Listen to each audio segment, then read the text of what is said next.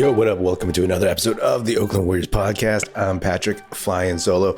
So your Warriors are now 5-1 and 4-0 on the road.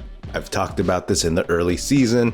Players and Steve Kerr, they've talked about it, but just looking at how this team is now versus last year, I mean, hey, said it's night and day in terms of the vibe, and they're back to being that franchise, that Warriors tight knitted team that just goes out and wins, right? Like, I know Steve Kerr doesn't want to talk about last season so much, but it got brought up after the Kings game. And I just got to say that if you've listened to me talk on this podcast before, you know that I love what Draymond has done over the years on the court and whatnot, but his way of addressing last season's punch and the chemistry and saying that it sucked and he didn't like coming into work. I mean, you know, that's understandable, but the reality is, like, he brought that on himself. And for folks who say Jordan Poole crossed the line, it's like, oh, come on, man. You know, I personally don't know what he said. If you know what he said and have it verified, sure, you know, hit me up and let me know and tell me why that is worth getting smacked. But you know, it's one of those things where the narrative right now is a little twisted because Jordan Poole doesn't talk about it. He's on a team that is losing badly, and it looks like it's going to be a really, really terrible team this season. And Draymond's on, again, a winning team, marquee team, and he is the one that is shaping all this stuff. So I don't hate Draymond. I'm disappointed in last year. I am getting past as a fan, right? Last season was so just brutal, kind of traumatic, that you just want to like get away from it. And watching Draymond on the court helping this team win, that is why we love him and watch him play between the lines. And when Steve Kerr goes on the radio and says that, you know, it's unfair to blame Jordan Poole, he's right, because it wasn't just Draymond, it wasn't Jordan Poole, it was Steve Kerr, it was the veterans, it was Steph, it was everybody. And I'm not saying that they directly did anything to blow up chemistry, but hey, you know, not holding Draymond accountable and enabling him because they wanted him to be there for ring night, to get ring number 4. Steve Kerr gaslighting everybody all season and not really letting people know, I guess rightfully so. He didn't want to create too many distractions, but you know, that the punch, saying that the punch didn't affect anything until the season was over and admitting it, that's something too. So, you know, all this stuff about Draymond saying like it was tough to come to work. It wasn't Jordan Poole. He was not the poison in the locker room. Hey, he may have been the poison in terms of falling down after every layup and turning the ball over and playing no defense and taking bad heat check shots and, you know, dancing around when he should be focusing on staying in front of his man.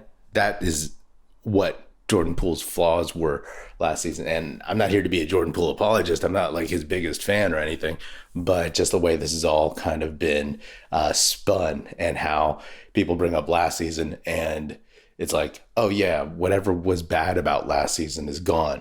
But, you know, and that has weird implications. But anyway, because I'm all about accountability in that respect. But this is about basketball. The Warriors, they are 4-0 on the road, and you just love to see that. They had a tough schedule given to them where so many of their early games are on the road. But once you start squirreling those away, building confidence, all that stuff, then you really, really got something, because then you just get more games at home, you get momentum, et cetera, And I'm admitting that I wasn't a big fan of the in-season tournament thing, but, you know, give it to Adam Silver. Like, once you create like that competitive environment, I think all of a sudden people will just start buying into it. And that game against the Thunder was super exciting. I mean, the Thunder, they were playing without Shai Gilgeous-Alexander, and that was really, really impressive. Those young guys, what Sam Presti's built over there. I mean, seeing Chet Holmgren finally play in the NBA, that kid's good. That kid's really good.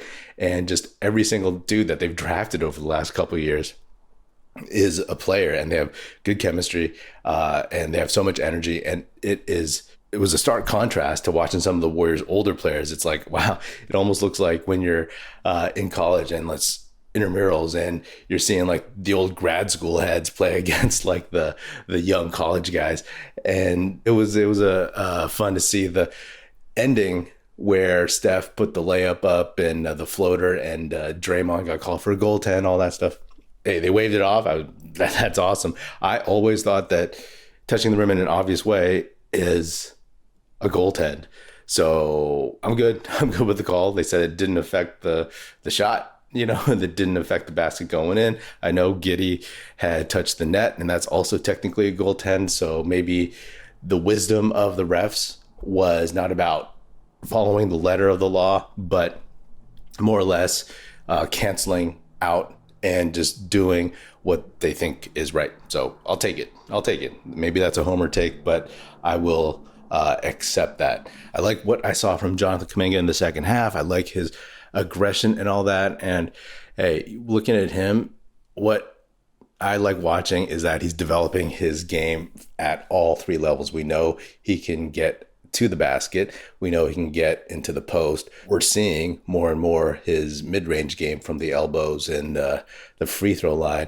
And we know that his three-point shot is getting better, and other teams are going to have to pay attention to that. So keep an eye, because like that is what's impressive. We see his athleticism, and we also know that he can work on some of his in-game decision-making and moving the ball a little bit more quickly.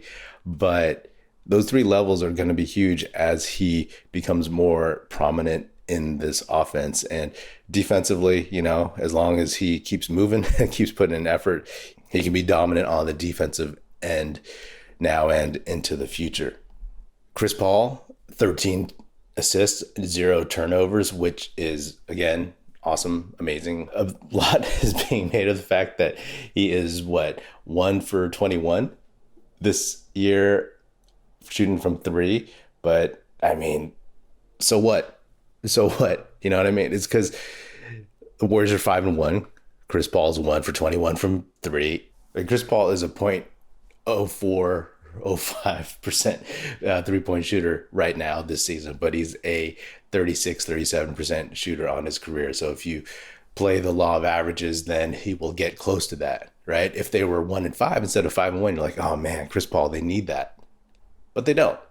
And if he gets closer to that, and again, they keep going in this direction, then that will just make them that much more difficult to beat. How's that for optimistic? Even if there's a drop off, say he shoots 35%, that's good. That's better in this scenario, that they haven't needed him to score the way that he has in the past, and he's taking care of the ball. If again, the Warriors didn't have Chris Paul, and instead of 13 assists and 0 turnovers, they as a team collectively had 4 assists and 3 turnovers, or 6 assists in his place and, 5 turnovers. Like, they don't win this game. So all these little things contribute, and you don't need Chris Paul to be mid-career point guard Chris Paul. You need Chris Paul to hold things down, and that's exactly what we're seeing. And I love it. It's fun. And this tournament still kind of weird to me, but honestly, I kind of want the Warriors to win it now. Before, I was like, I didn't care. I thought it was like a marketing thing, which it is. But at the end of the day, these games are competitive. The floor designs are pretty intense, but hey, I'll take it. Anyway, that's all I got. The Warriors got the Cavs on Sunday in Cleveland.